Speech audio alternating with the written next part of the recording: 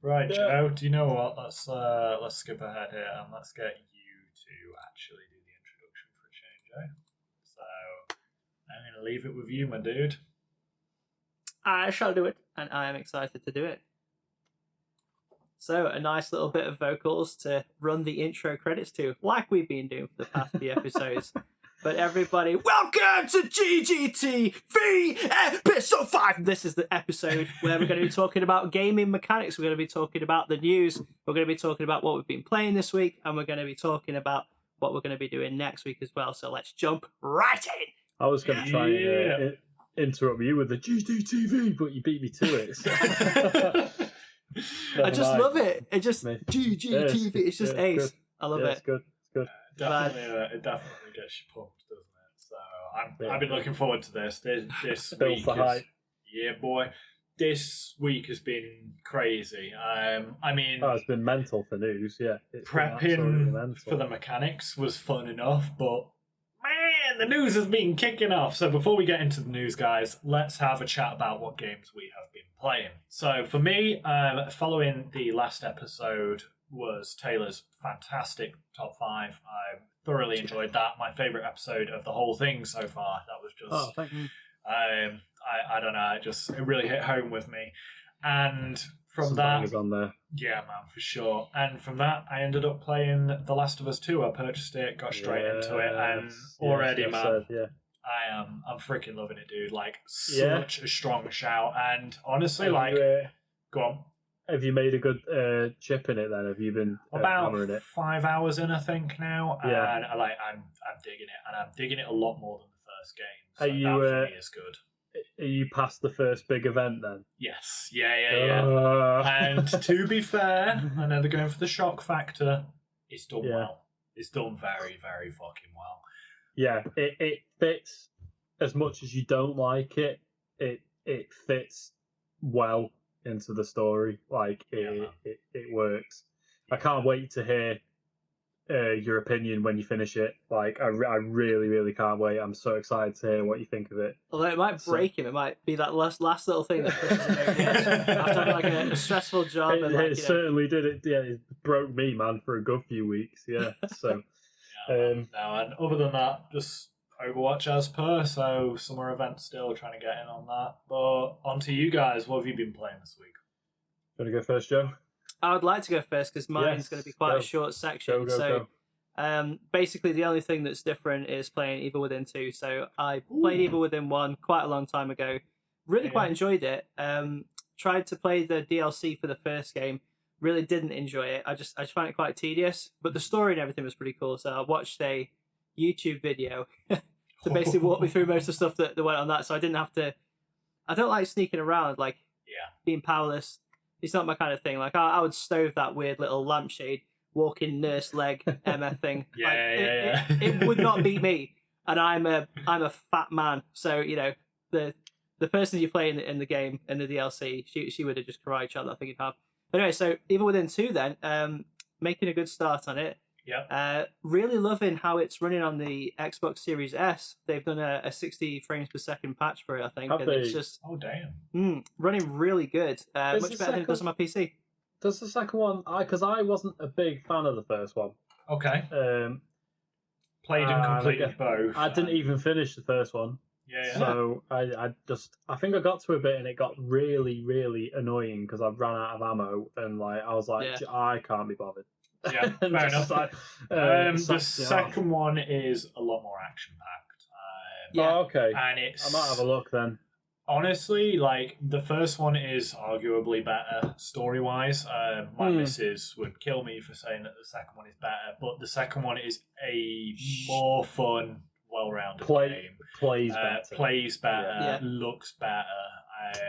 A lot of the mechanics have been greatly improved. And unfortunately, sometimes people do prefer plays better. Exactly. So, and it honestly makes such a difference. But the first one is my partner's favourite game ever, so she gonna beat my ass. Yeah. Oh shit! Don't let her watch this. Well, you said last week she doesn't watch it anyway, so you're fine. I'm safe, baby. Do any of our partners support anything we do when it comes to our creativity? Never watched it. Yeah. So just going back then, it's like how many of our partners have actually listened to like any music we've made or anything like that? You know. Nope. It's actually with you two guys, you two are doing well because you've made some barbecue sauce and you've made some barbecues, and both of your partners actually pitch into those. Like they actually get involved, even if it's just the eating thereof. There is women and food. Yeah. There you go. Yeah. But yeah, that's pretty much me. I mean, other than a few more levels of Angry Birds, making me even more stressed, and a little bit more Mario. So I'm just about to. I think I'm just about to fight Bowser. So that'll be Mario 64 done, and then I'll be moving on to Sunshine, which will be pretty cool. Sunshine. Oh yes. Go on, Tay. So I finished Resident Evil 8. Yes. Which was insane. I enjoyed it so much. The ending bit of the factory when you get in that tank thing is ridiculous. It's the most Resident Evil thing ever. It's insane, but it was so much fun. And yeah, I really enjoyed it. I thought it was really good, actually. I think I preferred it to 7. Just for the location, the enemies. I thought like the 4 bosses were sick. I really enjoyed it.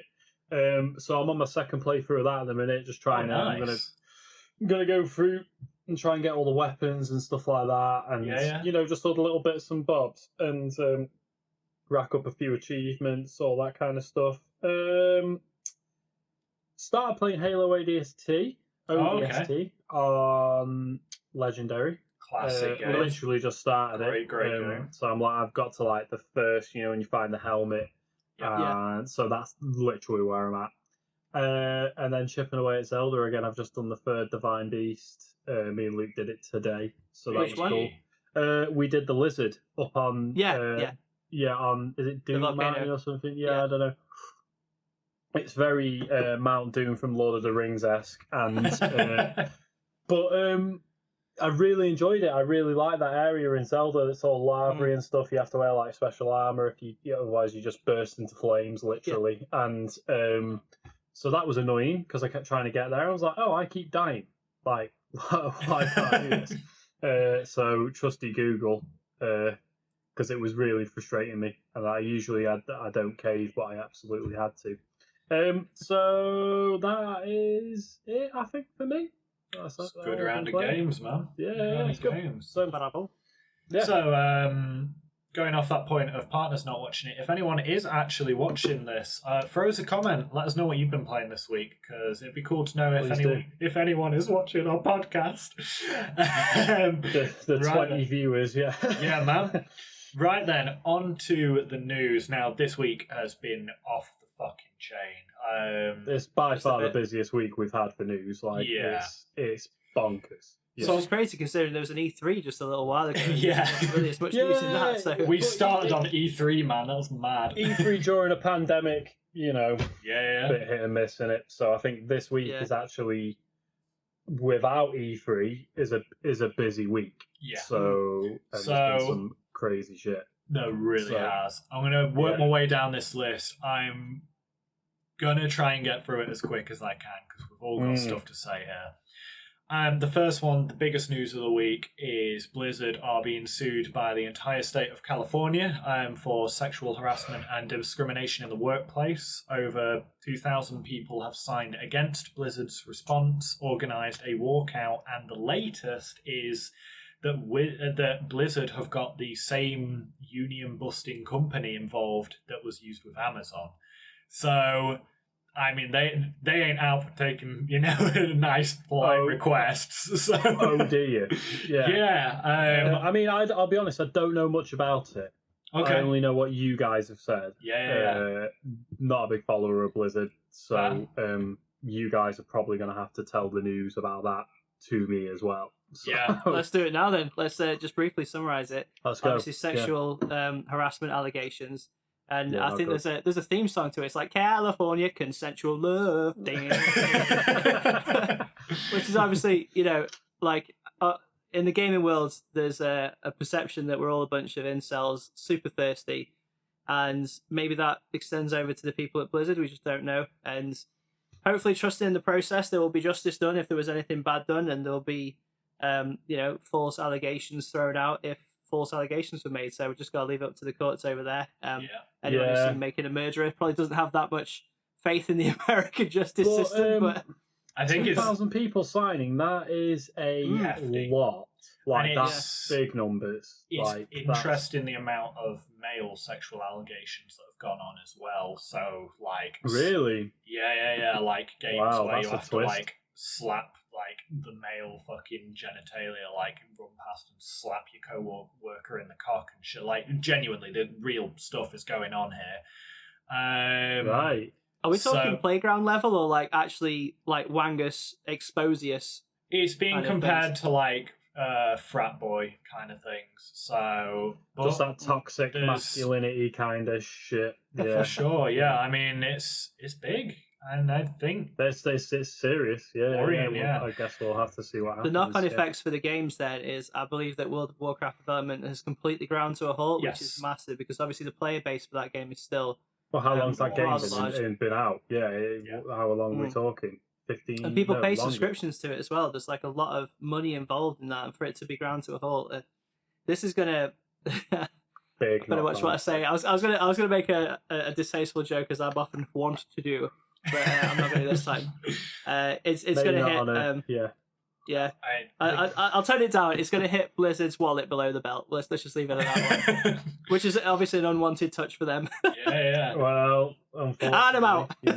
It's this crazy. shit happens though, man. It needs fucking addressing. Like, it's fucking, I've not long ago, completely off topic of games, but like fucking Brewdog. I don't know if you saw, they got absolutely took to the cleaners for fucking inappropriate behavior at work. I wouldn't say it was inappropriate, but this like toxic environment. Everyone's fucking hating on each other and shit, and managers are dicks, and that shit needs outing. So I'd be curious to see what happens. So I can't think of how many places we've all worked at that are completely like that, with like not necessarily sexual harassment stuff, but like proper toxic environments. Yeah, true. Shit rolls downhill. Absolutely true. Next bit of news is going on to Union Busters and Amazon. Their MMO, The New World, which is doing very fucking well, but it's bricking RTX 3090 cards, the most expensive consumer card, and it's fucking bricking them. They're 1,500 quid cards there, if you can ever get a card at retail anymore. Game is. I've not heard of that. It's doing pretty well, but for it to brick the most expensive consumer card, it's crazy. And EVGA are, so far what I'm aware of, are actually, they're giving out returns. Not that I don't know where they're making these GPUs from. Like, they don't exist in the market. But that's just a quick piece on that, because I've not read enough about it. I don't care about MMOs. It's not an interest of mine. I'm not a big...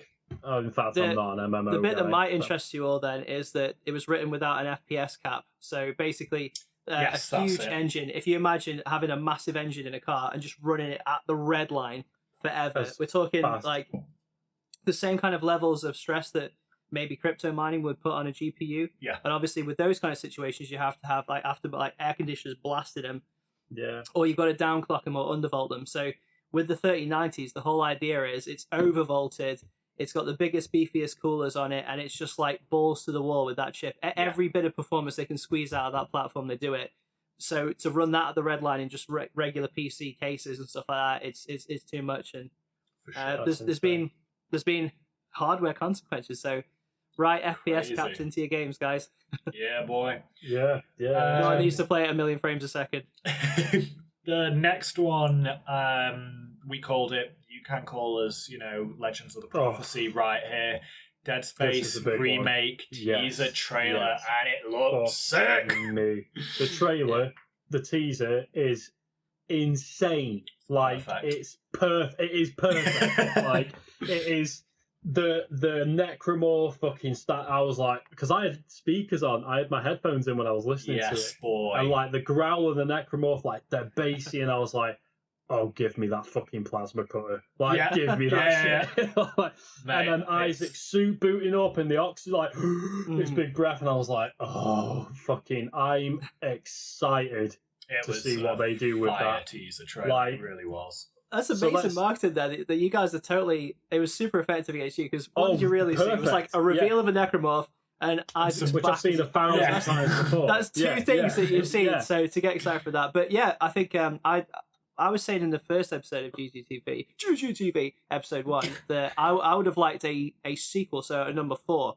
But I think a reboot, I'm going to be so happy with that. We are getting from a ground up reboot. Yeah, so and for me, that's what I wanted. So let's talk about this. What are we wanting to see? What are you guys? Well, it's running on. What's the engine behind Battlefront? The graphics engine.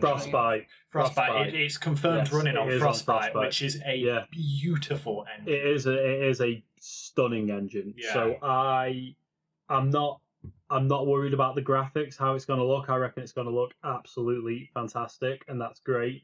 Did I spy ray tracing as well? I think we're going to see ray tracing. I think we're going to see ray tracing. I think it'd be stupid not to put ray tracing in Dead Space. I think it'll look insane, like the blood and everything like that, like the shine off the blood and stuff. I'll tell you one thing that I'm going to prophesy of in this game. Then you're running down the corridor, and there's bits where the ship I can't remember the name of the ship. The Ishimura.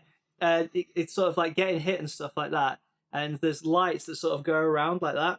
Yeah. And I just imagine how crazy it'd be to be being chased by necromorphs, and they're kind of like, those really crazy limits, like knocking the lights all over the place and just chaos. I reckon the lighting effects are going to be spot on because they were in the first one. The lighting was amazing.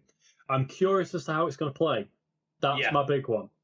It's going to be slick. It's going to be super slick. Like these guys, in the development cycle, they've got people who've worked on some pretty amazing IPs before. And people who genuinely love the game, and the series, so it's going to be great. I think they'll keep it third person. Yeah. And I think the one reason for that is Isaac's health is down his back.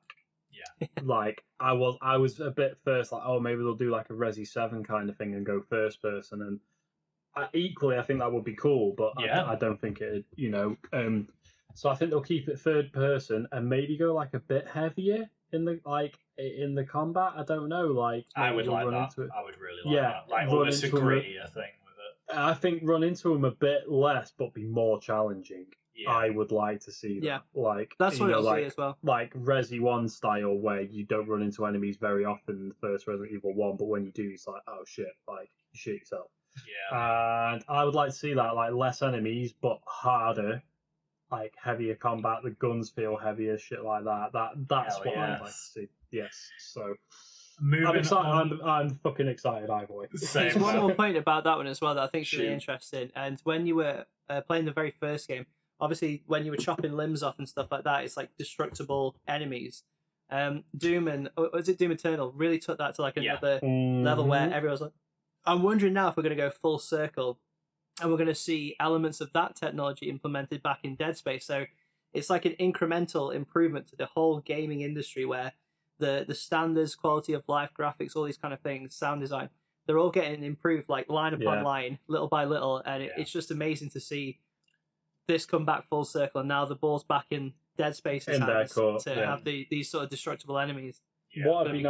What would be nice to see, last point, sorry, is like, how when you shot them with like the plasma cutter, you could cut an arm off or you could cut the leg off. What would be nice to see is like wherever you shoot that line is where that limb gets cut off. If you shoot it on the hand, like the hand comes off, or like if it's in like any line is possible. Like like absolute, that would be sick. I'd really like that. Cool. So I get that's what it'll be as well. It's exciting. I think so. Yeah, so we'll see. Man. Yeah. Moving on from that crazy news, a little bit of PlayStation 5 news. So if you're one of the 3 people, including myself, that owns a PlayStation 5, you can currently get 6 months of Apple TV for free. And I've done it, and it's legit. Just go on the PlayStation 5 Twitter or Apple TV Twitter. You'll find a link through there. It's cool. There's some pretty cool looking shows on there. So another thing is PlayStation 5 have just celebrated selling 10 million units, 9.5 of those to scalpers. But I was going to say 9 million of them were scalped. Yeah. If they produce 20 million, then they'd sell them because no fuckers can get their hand on them still. But still, something to celebrate, I guess. I can't believe people still can't fucking get their hands on that. Man. It's insane. I know it's had a good release, but it's also not had a good release, hasn't it? Like, it's... Yeah. There's so many, I wonder how far it would have gone if there was the stock there. For sure. Yeah, absolutely. Exactly. Yeah. On the Xbox side of things, they're celebrating their best release yet, but they're not releasing numbers at the moment. However, on Game Pass, and this is insane, Flight Simulator on console. Now, I know to a lot of people, Flight Simulator seems fucking boring. I get that. But Flight Simulator as a game is one of the most historically incredible games, and people used to build insane rigs just to be able to play it because it's such a hard to drive game. Now, if you are going to install it's a beautiful looking game. It is. I've had a run through it. It's beautiful. Great. Yeah. Just a pre-warning to anyone that is installing it. The download is fucking huge, rightly so. 103 gig, I think I clocked out the other day when I saw it. Yeah, it's 100 gig plus. It's huge. But the fact that you can now buy... The planet's quite big, though, to be fair. Yeah. But the fact that you can now buy a just over £200 console and run Flight Simulator on it is... That to me is a long-term PC gamer is absolutely fucking mind-blowing. Like, that game is insane. Is it 4K 60 frames a second on console? I think it's locked at 30, because to be fair, it's not 60 I couldn't run it at 60 FPS on my PC, and my PC is an absolute monster, so it's an insane... Maybe in the future we'll get an update, maybe, but I think for now just having it I don't know how nice. much they can really improve it, because the limitation here is with you being so high up, wherever your camera is, your draw distance has to be massive, and they're not willing to compromise on detail, which is the right call. Like, when you watch films, for sure. You're watching films at like 24, 25 frames a second, and that feel like the motion and everything would just feel so good. And I think if you're in a fighter playing kind of environment, if you're playing like Ace Combat 7 or something like that, then you need 60. You need at least 60, if not in multiplayer 120. But for Flight Simulator, I think 30 is the right call. Like, slow paced and just perfect visual. I'm honestly. I might have a look at it. I might download it and have a look. Yeah. The fact that it runs if I've got enough room on the hard drive, mad. The Ascent dropped on Game Pass today. This is one of my most wanted titles, and it's getting ironic turn of phrase. It's just running. It's getting insane reviews already, and I'm fucking stoked about it because it's twin stick. Not yet. I'm playing it tonight. It's a twin stick cyberpunk co-op shooter. You can play it single player, but it visually, it looks good, man. It looks good. I've seen lots about it. So I'm so excited for it. Download that bad boy. Yeah.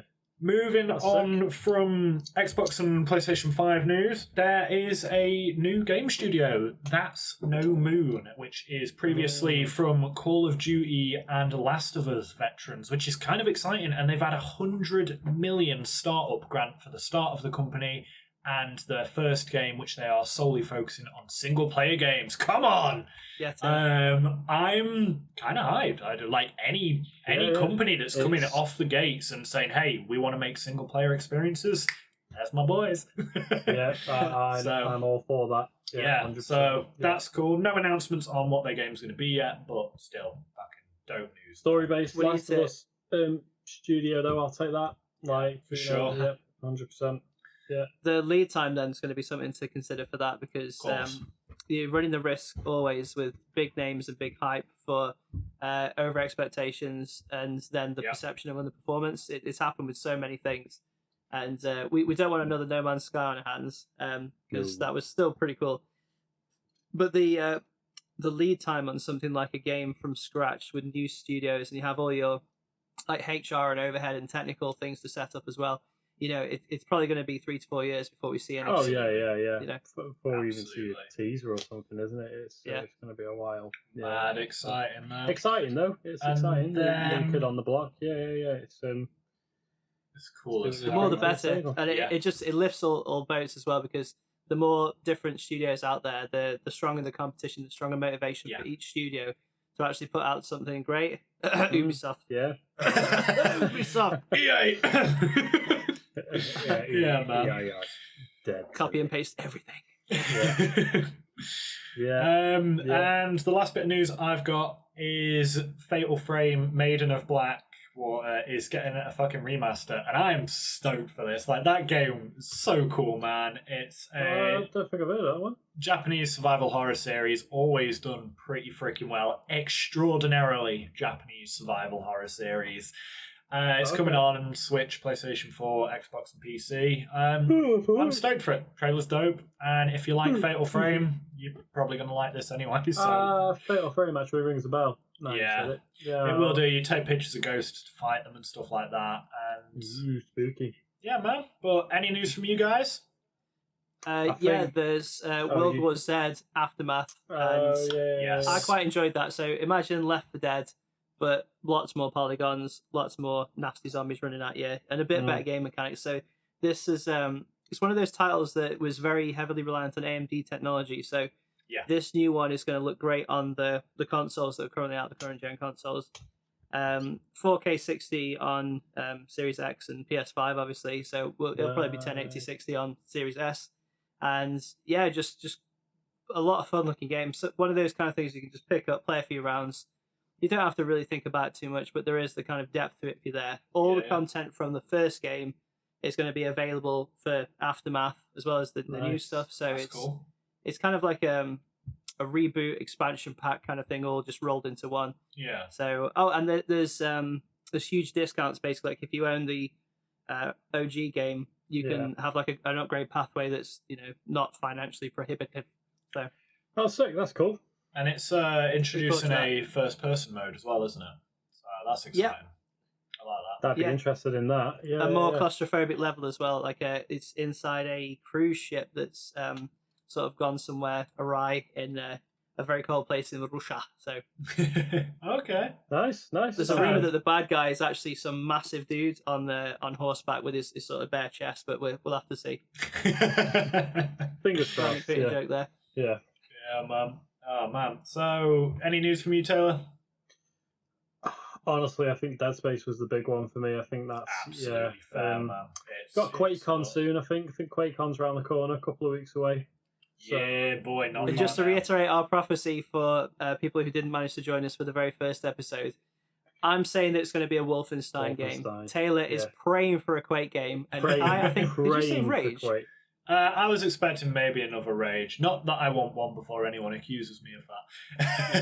I think didn't you say you'd skip Rage? Yeah, I think you said you'd skip Rage. Yeah, absolutely. I'd Quake. Give it me. Like we talk about every episode, I think. But yeah, Quake. Good. Yeah, I've seen lots of rumours actually that Quake could be on the table. So we'll that'd be phenomenal. So what a fucking week for news! Holy shit! Yeah, big week. Mind blown at some of this stuff. Main topic then. So this week we are no longer doing top fives. We are working on to other topics, which is also kind of exciting. This week we're going to be talking about game mechanics. We're not doing favourites, least favourites. We're just going to chat about all of it and just have a bit more of a flowing conversation on this. For me, going straight into it, aiming down sights. If I am playing a first-person shooter and I cannot aim down sights, I would be fucking mad. Unless it's an arcadey style shooter. I was just gonna say. Doom. Yeah, and I mean it works very well in Doom. Actually, it works without ADS. Yeah. It works. Yeah. And I think talking about Doom, and Wolfenstein have it, and it works. Yeah. It works really well. Yeah. So well, you got the assault rifle on Doom as well. You know how you knock off the mancubus's things or sight. So if that's like a scope, isn't it? I wouldn't say that's like aiming down sight, but it's interesting that you bring up Doom because the Doom was the original reason I made this idea for the list. Because one of the things I hate in games is you're walking along, there's a bullet there, you go over, you pick the fucking bullet up. You go over there, there's a body there, you can take a couple of quid out of his fucking wallet. You go over there, he's got a couple more bullets, you take a bullet off him. You're pressing X all the fucking time, and it's so irritating. Doom, walk over it, it'll give you everything, and then you keep shooting all the time. No reloading at all. Double jumping, grappling hook, all of these movement mechanics to just keep you shooting the everything is designed to just be like kill, kill, kill. And yeah, it's very arcadey, isn't it? Yeah, it's non-stop, isn't it? Yeah. Isn't there a perk you can unlock which increases your like magnetic hoovering? Yeah. I love it. Exactly. I love that. That's like one of the best things I get. Dude goes like, it works very well in Doom, but I couldn't see it working in anything like Quake. Which is fair. In Quake and a Quake reboot, but like I like looting and shooting and shit. I like proper looting stuff, like and gathering that. It's one of my favourite things in games, I think. Yeah. My least favourite. I was just going to chuck in there with two games that for your consideration, guys. First is Sandstorm Insurgency. Okay. And I think that they're aiming down the sight on a game like that and kind of taking a little while to deal with your reloads and having no proper HUD. I think that's it's one that Kai and I have been playing. Sandstorm Insurgency. Yeah. Sandstorm Insurgency. Yeah. So it's quite a new game. But it's a lot of fun. We've enjoyed when we play. It can be quite punishing if you're not kind of used to where the spawn points are, and you can get into those sort of like really just like miserable loops where you spawn and before you've even got a chance to go into cover, someone's already kind of like figured out where you're going to be and you're already dead. But that, and I'm going to roll back the clock even more and say Escape from Tarkov. Yeah, boy. That's OG a player right here. Aiming down your sights and taking the time to loot, because I think that's what's interesting when it's the sort of one-on-one in a massive sandbox. When you've made your kill, you're not guaranteed to be able to enjoy the pickings, to feast on your kill, as it were, to make it really Animal Kingdom. And I think for that style of game, that works really well. Aiming down your sights. I love how now that we've got enough graphical prowess and technology to have that kind of like blurry depth of field kind of effect. So when you're focused like that, you're not able to see your FOV of like 90 degrees or whatever it is. Yeah, exactly. So I think it's I think it all depends on how tastefully it is applied to the game. And I've got a sneaking suspicion that that's going to be our answer to most things when it comes to game mechanics. Like you can go really far one way for a stylistic kind of approach like Doom, or go completely the other way like something like Tarkov, and both works. But that kind of mediocre bit in the middle, it's like, I'm going to go back to saying Evil Within 2. Okay. Picking up herbs, picking up items takes freaking ages. And I get that this guy's a bit older, and things like that. And like, he's just like, just pick it up, man. There's stuff around us. There's that weird little shadowy thing chasing us. Pick it up, go. The worst example. If it takes them like 3 seconds to bend down, pick it up, and stand back up again, it's like, oh come on. And when we say this, fucking Red Dead 2. Do not tell me it's cool gameplay that your guy takes about 10 years to loot a single body for £1. The fuck out of here. It's irritating as shit. I hate it. There is a situation, if you like looking at polygonated cowboy ass as it bends over and picks stuff up, like, that's your jam, that's the game for you, son. Knock yourself out. It really is. Oh man, it's that game. Some games it works really. I feel like it works quite well in The Last of Us. Like it's quite quick in Last of Us, isn't it? It's like a scoop your ammo and you every sort of time. scoops it up and like walks. And I like that. That's fine. That works quite well. But other games where if it takes you a little bit longer to loot a body, it just becomes tedious and annoying. Yeah, absolutely. But I don't mind looting really, within reason. Fair enough. As long as it's not annoying. And but yeah, that's it. Yeah. Carrying on through the like the aiming down sights and stuff. Another couple of things I love in like shooters mainly is being able to mod my weapons. Escape from Tarkov. And one thing I hate to counter that is weapon durability. Like, if I have a sledgehammer and I hit things repeatedly, that sledgehammer will not break. Not as quickly as most games seem to believe sledgehammers break. Holy shit. This is one of my beefs with Breath of the Wild. Yeah. The weapons breaking. That's so frustrating. Is so annoying. I'd be happy with if it broke and you had to repair it. But it doesn't. It just breaks and disappears. And it's like, oh, that weapon's gone now. Sorry. Oh, man, that would do my head. Oh, yeah, this fucking two-handed hammer made of stone is broken. Yeah. And it's just. And you've only had a chance to kill 3 enemies with it. Exactly. The whole thing's got. Fucking. The durability goes down a bit quick in that. Yeah. That's the only thing about that game that's annoyed me so far. It doesn't get better. You know, when you get to do the Master Sword trials and you unlock the full-powered Master Swords, it still has found durability. The Master Sword, I just need to... Yeah, but you can recharge it, can't you? Like it does recharge, but there's a countdown on it. So you can use it and then it kind of just like... Yeah. And even maxing it out, there's like... I seem to remember fighting with it, and then it had like a cooldown period, and I was just like, I ain't about that. It does sort of add to the gameplay, because like sometimes you can run out of weapons. It's like, oh yeah, good luck. Like I kind of like that level of like, oh shit, like I've got to fucking improvise it.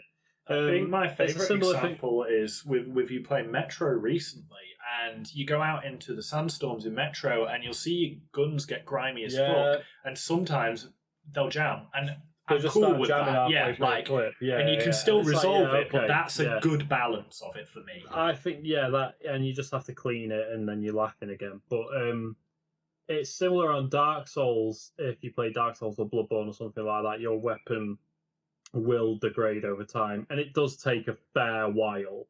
Yeah. So it's sort of forgiving, but like you can be halfway through a fight, like a big fight, and your weapon can break, and you're like, yeah, well, I'm gonna fucking die. Again, yeah. And so in that way, I guess that's Dark Souls kind of teaching you to be like on your shit, like make sure your weapons are repaired and shit like that. And so I think in some ways it's good because it encourages you to like manage your items well and stuff like that. But other times, like it is like the Zelda example where they just break and disappear. That would do my tits infuriating. I really dislike that. That's my But if they break and you have to repair them, it's like okay, I'll take that. But like it can be annoying. Yeah, for sure, man. And I think chiming in there about this one is it seems to be another case of you can go overboard with the mechanic, but there is an element of it that's enjoyable. I'm just thinking while you guys were talking then that if you're experiencing a storyline and you're trying to get immersed in the universe, then having to piss about with inventory management, it can kind of be a bit of a a diversion from what really you kind of want to be enjoying. I mean, obviously you have to look after your ammo and your supplies. That adds an element of kind of like almost reality to games. That you have to keep yourself like Yeah, but there is a point again, and I think in balance. I could imagine times where if you were to attack a certain kind of enemy with a certain kind of weapon, that you would do extra damage to that one. So say if you had like a really thin samurai sword and you went against like a Terminator from the Warhammer 40k universe with a samurai sword, that's not going to work. And I think it'd be actually really, really good for a game developer to implement. You kind of need to use this weapon on this enemy kind of thing.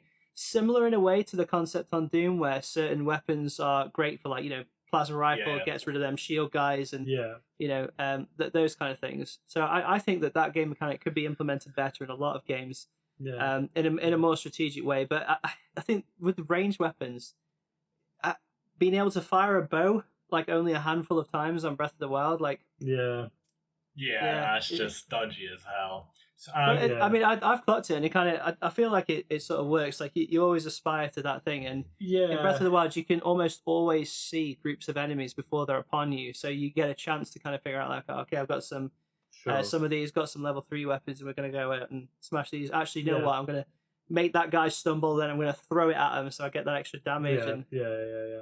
It's just a bit annoying. That's my only beef is that they break moderation and with that mechanic. Again, if you could repair it, I'd be fine with that. But you can't. I can think of a game mechanic that, regardless, it is not one way or the other. AI. Like, if it's too stupid, it is not fun. I want AI to flank me. I want them to make my life more difficult. Like the first one I can really think of that changed AI for everything was Fear, the first Fear game. They would back a while now, they'd kick tables over to hide behind, they'd throw bookcases down to take cover behind, they'd flank you, they'd throw grenades to force you to move position, and that, I mean, the grenades thing's a mechanic that stayed in pretty much every third-person action game, Last of Us, ever. And it's, I don't want to just slaughter AI without, I mean, even Doom, like, even Doom's AI will flank you, they'll overrun you, they'll push you when they know that you're weak, and I love that. It forces you to move always. So that for me is one example where there's no amount of minimum, AI that I want. I want them to be kicking my ass so that I feel a bit of a challenge there. Sure, yeah. You want a challenge. You don't want to just breeze through a game. You want to be able to go, oh shit, this bit's really hard and it's really fucking how am I going to do it, and plan how you have to do it. Yeah. I mean, you look the at... only thing I've got to say about that is I can only think of a few examples where I've been playing a game, especially a single player game, and you forget that you're not playing against other kind of living beings in this world. So many times, almost every game, there's some kind of AI glitch. It must be a nightmare to code these things. But I just want to give an honourable mention to flipping Shadow of Mordor and Shadow of War, because that Nemesis mechanic, I really enjoyed that, and I had some genuine beefs with things, and the way that they would kind of adapt to your style was quite cool. So I had an unfinishable, well, not an unfinishable game, but an unkillable Uruk, because he became invincible to every kind of damage. And I was just thinking, oh shit! Monsters can't kill him, fire can't kill him. He's not scared of anything. These weapons don't do it. He's always blocking. There's no you can't throw this guy. You can't do anything to him. And I was just like, have I just made that sort of I can't remember what sort of term it is, but basically when the AIs get smarter than humans, and they kind of overdevelop. Self-aware, I think it's called the singularity. I think that's how some people have described it. It would be really cool and really reckless to have a massive neural network on a hugely played series of games. Say the Halo games, for example. Yeah. Imagine if there was a massive central processing unit for the grunts, just the grunts, for example. And they learned how you played. All that data, and it made them ferocious. Can you imagine that? As they're sneaking through the bushes, and just as you're kind of walking past, they're just like, oh, there you go, plasma grenade attached to your boot, you dead. All this kind of stuff. I think that AI, as in proper AI, the kind of stuff that you use to reconstruct faces and put images together and deep fake and all this kind of stuff, so you can have young Mark Hamill appear in the Mandalorian and stuff like that. That kind of AI with a sort of centrally processed thing, which then makes everyone harder. That would be really cool. Imagine a Terminator game where initially all the Terminators are just sort of I'm walking towards you, I'm quite dumb. But then imagine if that data was processed by a real life AI and made all these guys much stronger with sort of cloud computing. The most similar thing I've seen actually in effect is the Geth in Mass Effect. So if you had a large number of them, they would have more sort of attributes and abilities that they could use. If you had Geth leaders, then the sort of droney ones would take cover more, and they would do more intelligent things to try and mess you up. So what that would always sort of encourage you to take out the leadership and go through it that way. That's cool, man. Same with the hive mind kind of Xenos that you get in some things. There's Warhammer 40k ones where if you destroy the big brain things, Starship Troopers game where you kill the brain bug, those kind of things. But I think it'd be an interesting thing to see in the future, a big No Man's Sky kind of scale, but for harvesting the data for all the little grunt things that you kill, and then have a retribution level where they all come at you. That'd be quite cool. Don't it's time for you to rub your life. I just love it. It would be impossible. For sure, man. I just love it when you get games where they do learn how you play, because it forces you to play different. In so many games, you get comfortable in your play style, whatever fits you, whatever counter you figured works, and then and then the game just goes, we've learned that one. Fucking do something new, dumbass. And you're like, oh shit, I am literally just a human. Alien Isolation. The alien would that's cool. start to predict what you were going to do. So if you threw noisemakers all the time, it'd be like, I've seen that one before. Give something new. And it would adapt. It would start to know that was just a diversion, a distraction. It's interesting. It'd be interesting to see other games do that.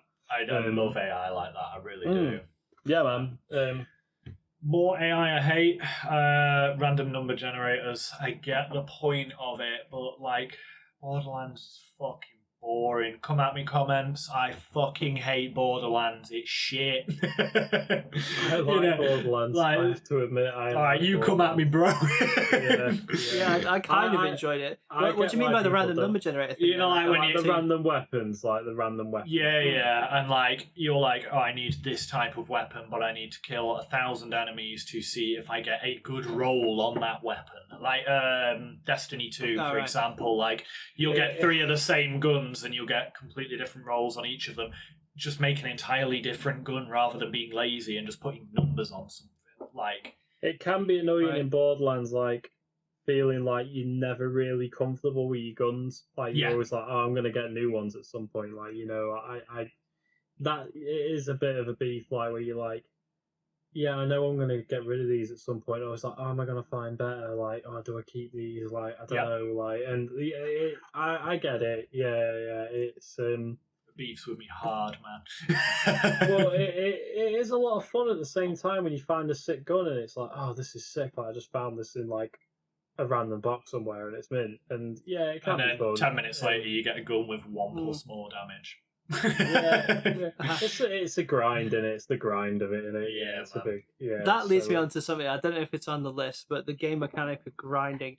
That is something that I could very much do without. And let me go back to one of the games that I on my top 5 was my honorable mention was Pokemon, and I remember grinding as it were for that one to try and get hench enough to beat the Elite 4 or 5, whatever it was, and that kind of, you're having this adventure, you're really enjoying yourself, and then it's like, right, now it starts to feel like work. Like you'll be really into the game, but the longer you grind, the more like work it feels. And I think the whole loot box thing, there's better ways to do it if you want to keep your immersion in there. But if you want people to have to come back and to pay money for extra items and skins and stuff like that, then go and shoot yourself. I can't really say that. Please do not do that in the games that I like. Because like look at Overwatch. Look at I think Overwatch, Diablo. So many games like that where it's just nonsensical. Whereas on certain games, like look at God of War. You've got the axe, right? And you just improve on it. Yeah, it's a real weapon. And you become sort of one with it. And there's loads of games like that. Like what about like Jedi Fallen Order? You have a lightsaber and you get better with it. Yeah. As opposed to like this random roll of dice thing. The only thing that would be useful for really is a Dungeons and Dragons type game where anything can happen almost. Yeah. But this loot thing, we've just played white level loot. Yeah, like I can't be doing with grinding, like playing the same mission over and over again to potentially get something new. 9 times out of 10 you don't. And but people love it. I don't get it. People absolutely love it. It's the same kind of thing that goes on in the mind of an addict. So the kind of the potential for a reward is realistically, and you're aware of the fact, if subconsciously, that it's going to be a minuscule thing. But the amount of effort to get it, the amount of rerolls, and you know that the cost to you is going to either be money to pay for the items and the upgrades, or the gold level loot bags or whatever. I don't know. I think as an older folk now, an older fogey with more constraints on times, I don't have the ability to just sink hours into this kind of stuff anymore. Looking back, I regret all the times that I did. Like Dying Light was one of my favorite games. I think did I give it the number 1 spot? Number 1, you did. Yeah, and rightly so. But it was a bit annoying to have the durability thing, and it was a bit annoying to go around and have so many white level things when you'd reached a certain point and you're fighting stronger enemies, because I'm sure they scale with you in difficulty. You shouldn't be dealing with like green level stuff and white level stuff, which is just nonsense items. The very most basic stuff. It's just every drop should be a banger, shouldn't it? Like you get. You should be excited. Few and far between. Like a few weapons that uses a purpose. You should never have more really than like a pistol, a shotgun, assault rifle, and a sniper rifle, and a knife for close combat, and a grenade. Like for those kind of games, that's all you need. Sword, axe, shield, bow, bam. Yes. That's all you need. I don't need a million variants of those with like ever so slightly different stats. Like, surely that's just more of a ball ache to code. Why not just leave it out and put like some more effort into your graphics or your storyline? I played Destiny for a bit. Yeah. I did Destiny 1 and 2 for for a bit. I did 2 for a bit. Yeah, and 2 for me just was Destiny 1. Yeah. It played exactly the same. For me, there was nothing new added to that game. There was no new enemies. Yeah. I can't, not that I can remember. Yeah, you got new levels and shit like that, but I just felt like I was playing Destiny 1. Mm-hmm. I really did. I was just like, yeah, well, I luckily I bought it fucking pre-owned from CX for about 12 quid. But even then, I felt like going back in and frisbeeing have it back, scum. Yeah, but I just don't get it. I just don't get granted. People love it, and like I said, like people do. I love it. I mean, I like multiplayer, like big, like. I think that's different though, isn't it? Being in like a team, because like it's interesting. Competitive, like Joe bringing up Overwatch for the loot boxes. Obviously, we all know I'm an Overwatch crack addict, but it's not for the loot boxes because I've got all the skins I want currently. I play that because of the unique team compositions that you can get. It's interesting though, going off loot boxes to another game mechanic, which holy shit, Ubisoft, take it out for one fucking game. Checklists. Why is this a thing? Like, climb this tower, collect all of these, look at all of these. No. And do you know what else did it? Horizon Zero Dawn. Like, everyone's like, Horizon Zero Dawn is one of the best games ever. It's another fucking checklist game, man. Holy shit, stop making them. I do like the odd, like, find all these, do all this. Occasionally I do like it, but sometimes I feel like in the Assassin's Creed games it just becomes overwhelming. Yeah. And I love a big game. I love a big open world, but sometimes I can find it intimidating how much stuff you get given to do at once. And a big one for me that did that for me was The Witcher 3. Yeah. I felt The Witcher 3 was huge, and I was like, there's no way I'm going to do everything in this game. I'm just not going to do it. It's too big. Yeah. And even after sinking God knows how many hours into that game, I still feel like I didn't make a dent on it. Do you know what I mean? Like Same. I really enjoyed that game, but sometimes it can. I feel like games are getting too big. Yeah. Like sometimes, and not that I'm slating The Witcher 3 because I'm not, because it's amazing. But all the hate in the comments from the one person with the watches. No, I totally get this though, Taylor. Like, I've started getting, it's been going on for a while now, but I really like super short narrative stories. Like, What Remains of Edith Finch. It's like a fucking 6 hour, maybe, like, it's a walking simulator that just tells you a fucking story, and it's one of the best games I've played in the last few years. Observation, another absolutely fantastic 6 to 8 hour game, and it's just one driven campaign, and it's just like, here is story, there is no fucking fetch quests. It's just I do like go and enjoy this. Story driven games. They are the one for me. But I do like big open worlds. I really enjoyed Horizon Zero Dawn. I really did. And Breath of the Wild's got you both hooked as well, so that's Breath cool of to the hear. Wild was great, And there's stuff about it, like, you know, that I'm not defending the checklist, but I understand them. So if there's certain parts of the game that you've designed, certain adventures, certain kind of fun little bits for players to do, you need a checklist to make you aware of the fact that you can go and do that. So in a certain way, it's like that. I mean, when you think about going around getting all 4 divine beasts, that's almost a checklist. Yeah. But that's more of a, you need to go and do these few things. I think where the checklist kind of thing becomes unforgivable is when you can tell that you're on the exact same kind of mission. Not the same mission, because obviously it's in a slightly different location of the map, therefore it's different. No, it's not. It's going somewhere and grabbing a thing. Again, I've already done 40 of these, you know. Fallout 4 was bad for that. So fetch quests, I'm going to sort of invoke executive powers now and change checklists to fetch quests.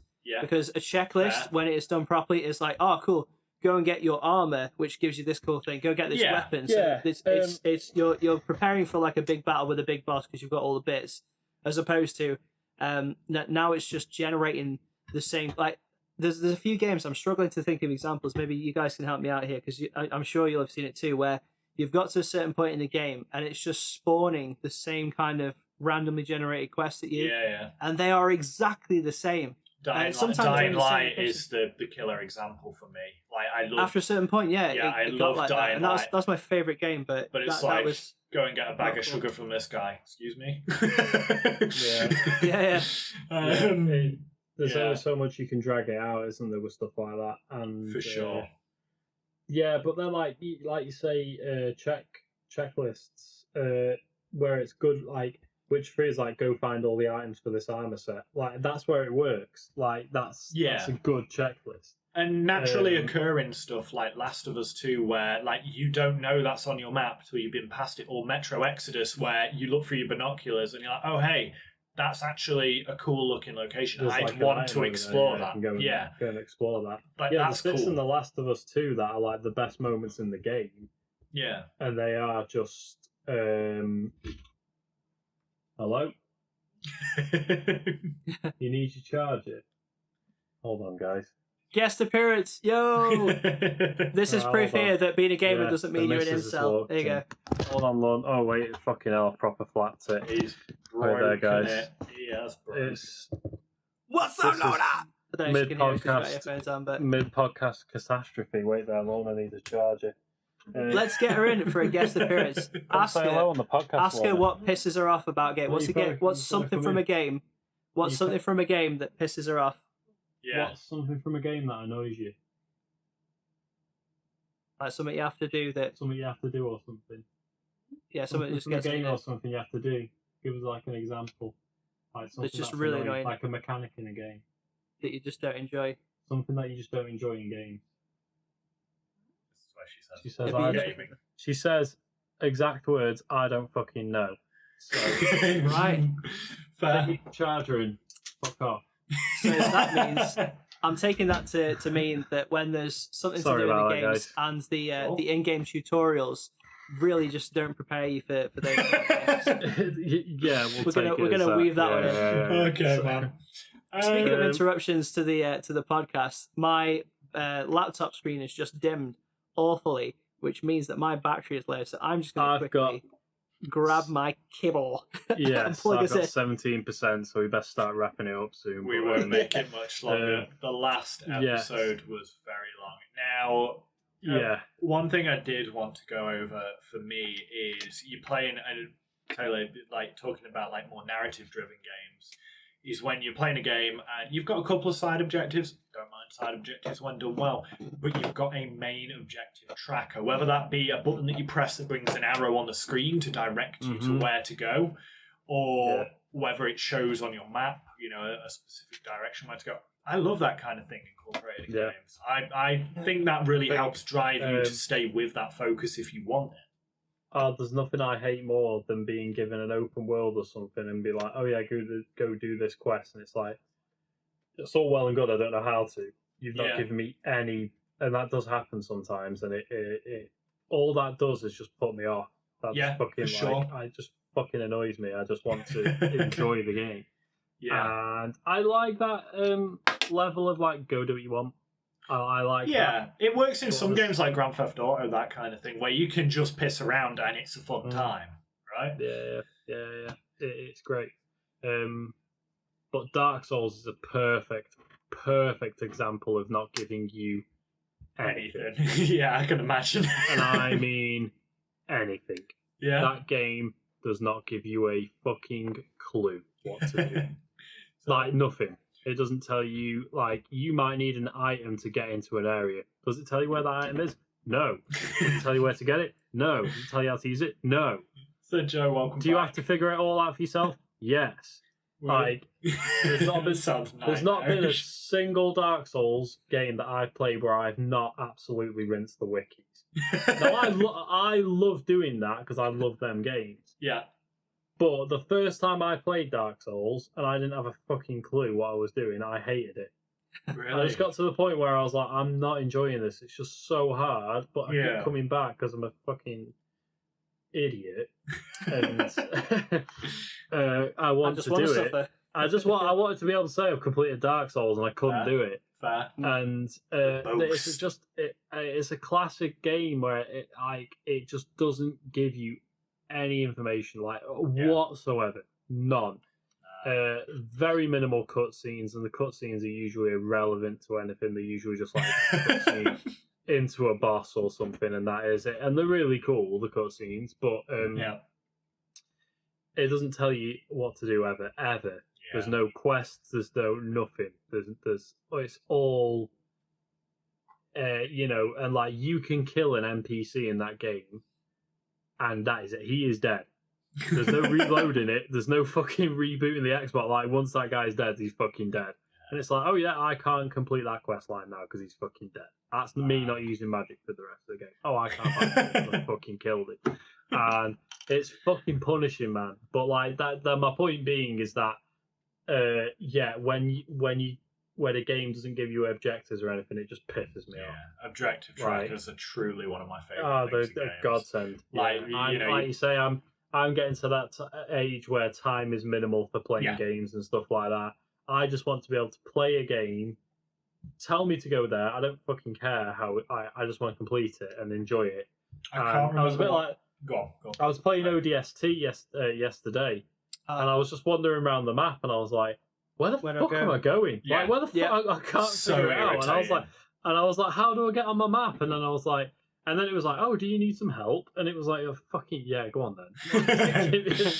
And it was like, as soon as I pressed up on the D-pad, it was like, oh, go here. And it's like, right, that's fine. Yeah, cheers. That's one of the things I love. That's all I wanted, yeah. Press a single button, big fucking arrow comes across the screen and goes, your objective's that way. I'm like, good, thank you. The designer that's quite a recent thing, though. Like, I remember, like, gaming, 10 years ago? That wasn't a thing, I'm sure.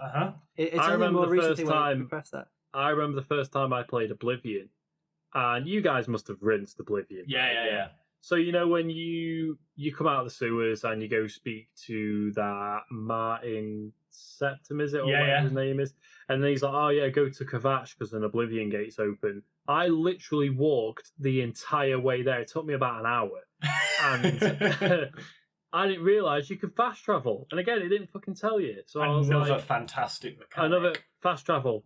Oh, I couldn't do a game without fast travel. Yeah, like sometimes it's nice just to wander around and like Skyrim. Like I'm just gonna go for a wander and see what I find, and it's like I quite like that. But other times that's a difference in an exploration kind of thing, though, isn't exactly. Because you look at like Red Dead 2, and for the first 15 hours, you've got no fast travel. You're on a fucking donkey, and you've got to walk everywhere. And that's it. If you fucking lose that horse or something, that's you fucking walking. Like, sorry, pal. And in typical fucking Rockstar style, your horse will just be like, "I'm dead, motherfucker," for no reason. It's like, and then you spend like 20 minutes, half an hour trying to find a fucking horse or something. You can't get it or some bullshit, and I'll be honest, I'm not a big fan of the Rockstar games for reasons like that. Yeah, I get it. Just find them. I've never completed San Andreas. I never completed GTA 5. The only Rockstar games I've ever completed were I completed GTA 3. 3 was when I was like 15, and I was like, GTA 6. And but I never completed San Andreas. I never completed GTA 5. 4 was great. Vice City. 4 was great. Never completed 4. The only ones I've ever completed were GTA 3, Red Dead Redemption 1, and that was only because Red Dead Redemption 2 was coming out and it looked insane. I tried to play Red Dead 1, I could not do it after so playing Red Dead 2. Red Dead 1's good. Yeah, it was fun, but it is good. Terrible. And Undead Nightmare is really good fun as well. Yeah. But just not a big fan of like the fun Rockstar games, but they're not for me. Like I'll play like if they brought GTA 6 out, I'll play it. But like it wasn't on your top 5 for a reason, then, No. See, Witcher 3 and one of the GTA games was like that close to making my top 5, or at least honorable mention. But yeah. And I get why people love them, because there's that ability to do what you want again, and I love that in games.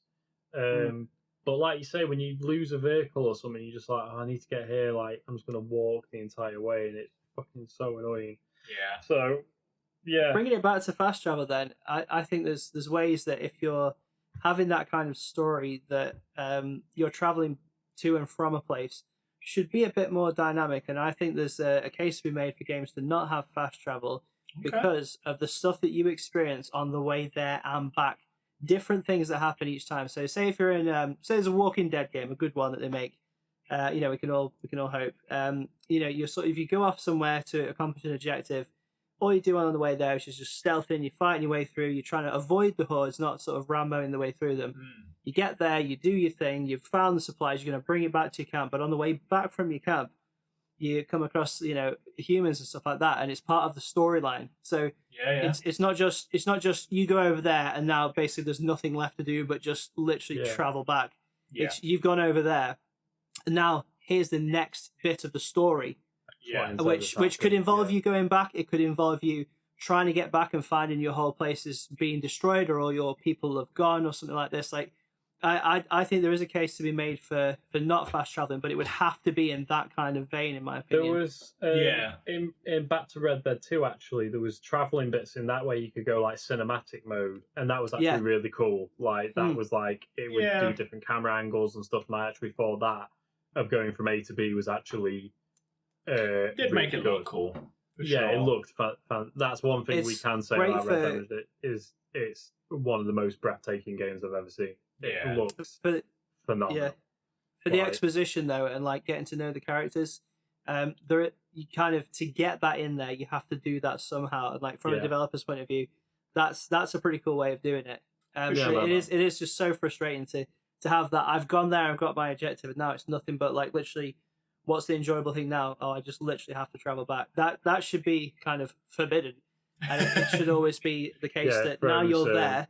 You're on to the next bit of the story. Yeah. Throws bits and bobs in there. Yeah. It'd be cool. Yeah. Sure. So. Yeah, and day and night cycle can play a big part in this. I like that.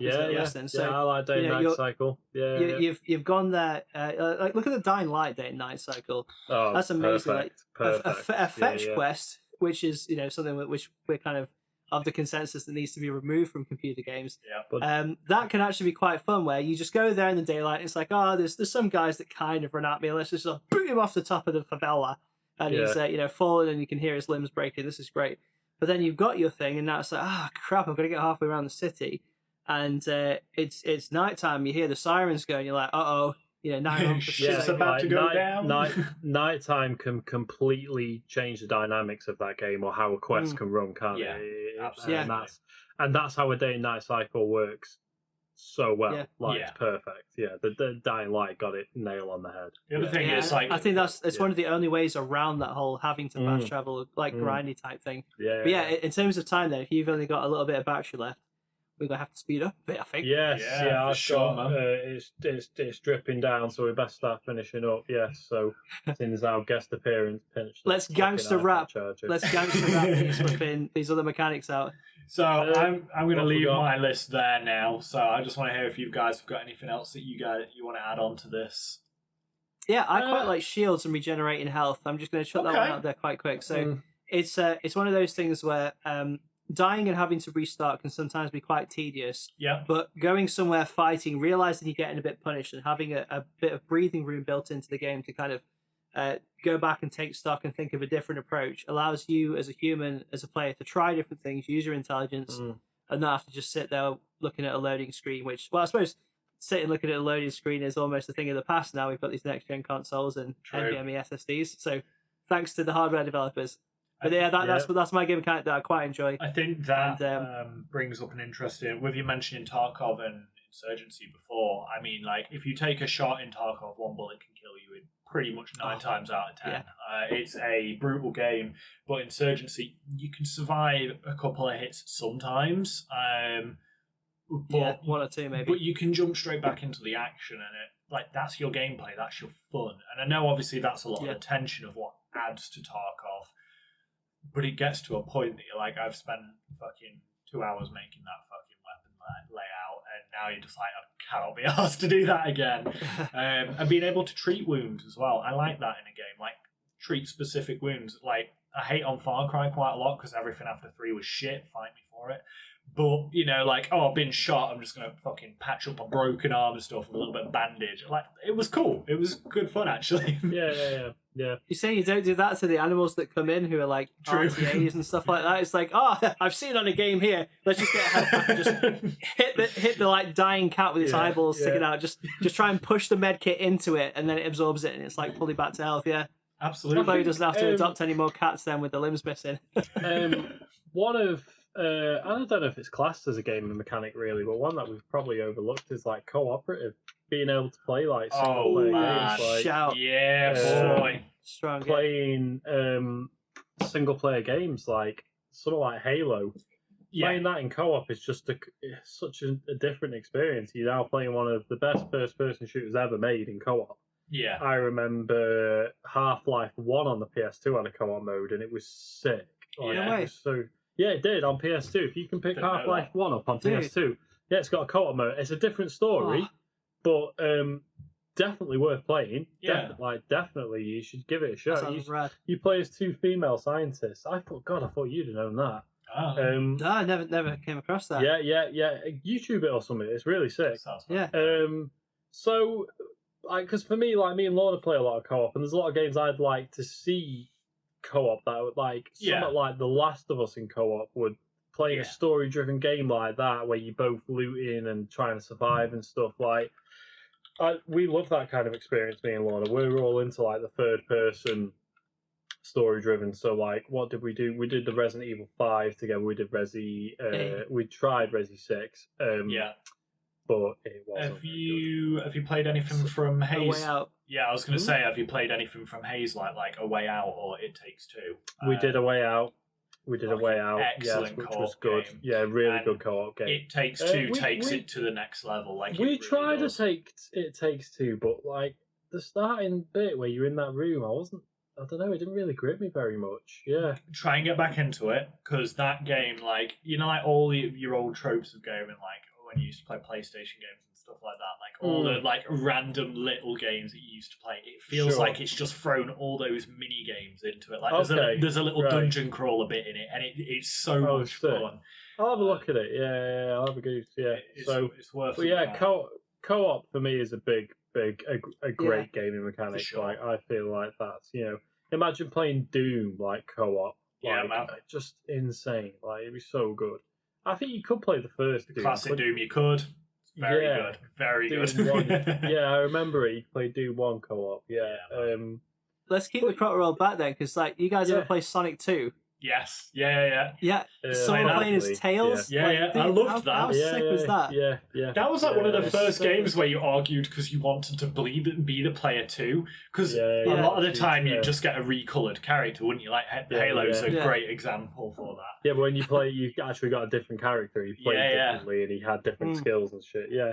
So yeah, co-op's a great gaming mechanic that just works. And you Truly. think about how many games that you could stick co-op in it. I mean, look at they put co-op on Fallout 76, and it does work within reason. You're now Works exploring an well. Yeah. open world, and I great. think 76 is a great example for it, to be honest, because that game Yeah. is a lot of fun multiplayer now.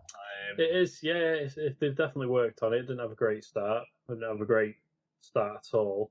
Yeah. But I think that's a definitely deserve a shout out. The co-op, definitely. Hell of a mechanic, So- man. Yeah, man. I've Big got time. one last thing to add for this then. I mean, there's loads we can talk about co-op, because I think like Oh god, we could co-op go games on. that we've enjoyed could be a whole episode. But yeah, here's one thing what made me like just absolutely adore co-op. So I was playing Ghost Recon Wildlands with Kai, yeah, and man. we were on Yeah. this massive hillside, and there was like a town with like a football stadium or some kind of baseball stadium or something in it. And we never actually got past that bit because it was freaking difficult. Like we always Yeah. tend to play games on like quite a high difficulty anyway, and Mm. sometimes it can be punishing. So yeah. what I we know did that. here is Kai knows his way around a sniper rifle, and obviously And Modern in real Warfare life. 2, we've got that funny thing where I don't know that you can press the stick down and like steady your aim. I didn't Yeah. know we could do that for like the Oh, longest time. God. But anyway, Yeah. going into Wildlands. So what was so much fun is I was sort of taking point, and I had Kai on an Overwatch kind of thing with a sniper rifle, Yeah, and it was amazing playing that because like with your headset on, you can hear all the enemies kind of talking and walking around you. They're not quite aware of you yet, so you're going up there with your silenced pistol. Boom! Kai spotted someone behind me.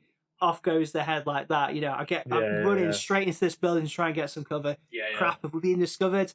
No, I'm not being discovered. Right, let's go a bit further up like that. Crap, there's 3 of them. Kai can't see them, so he deploys the drone and he finds out that there's some vehicles coming along the road straight at us now because the dead bodies, the first ones, have been found like that. And like being in that situation is so good. You have to rely on your friend. Like if they're not your eyes, you're dead, and it's such a cool thing to have. Yeah, I love that. Yeah, I love a game like that where it can be so cinematic. Yeah, when you're playing it with a mate, and it's just a great experience. It really is. Yeah, it's like really when fun. They force you to have like this person has this skill set, but this person has this skill set, and if you don't use them together, you ain't got a chance. I love that. Team Fortress style. Yeah, exactly. Overwatch style. Yeah. That's a great one. But about co-op then, I think to finish on this mechanic, if that's where we're going to leave it, is all depends on who you're playing with. Because if you've got a dirty kill thief, Kai, then, obviously he's going to come back with now like, oh, you snooze, you lose. But you're totally right. But it can depend. Like if you're playing with someone who's only just got into gaming and they struggle to do the thing where they kind of like walk and look where they're going when they're literally sort of like crabbing across the screen because they only know how to press one stick at a time. It can be a bit kind of weird like that, but if you're tedious, relatively within the ballpark of each other game wise, co-op can be a super great thing. Great fun. And we should all jump on something actually. We should all play something together. Definitely. Yeah. And on a shout to all my kill thieves out there, keep doing it because you're keeping your team alive. Because these blind ass motherfuckers can't see shit. I've got an actual screen now. This is going to be good. Yeah. Nice. Oh man. Well, thank you for anyone that's joined us. Yeah, boy. Thank you to anyone that has joined us. If you do have particular mechanics that interest you or you like any of the games that we spoke about, let us know in the comments. If you even watch this, let us know in the comments. It'd be freaking dope. Please. Let's be real. If you made it to this point, let us know and like give us some kind of proof that you've made it to this point and you've sat the whole way through. Like show us your viewing history or something like that. And we will give you a prize. Speaking of a prize, isn't there a giveaway going on, Mr. Kai? There is indeed a giveaway coming up very, very soon. It is going to be on the Creative Sexify headphones. I did not come up with the name. Nothing to do with Blizzard Activision news article that we mentioned earlier. Creative should not have given it that name, but I will say they're damn nice headphones. So I'm going to be giving away this headset pretty soon, hopefully in the next couple of weeks. I am reviewing them at the moment, and then they're going to be going out on my YouTube channel, and it is going to be a worldwide giveaway. So be sure to stay tuned for that. Throw a subscribe on the YouTube channel, and hopefully we will see you guys there. Lovely. On that note, we will see you in the next episode, and on that episode we will be talking about our favourite and least favourite developers and what keeps us interested in the games that they make. So, pleasure as always, guys. See you in the next one. Peace. Cheers, guys. Bye-bye.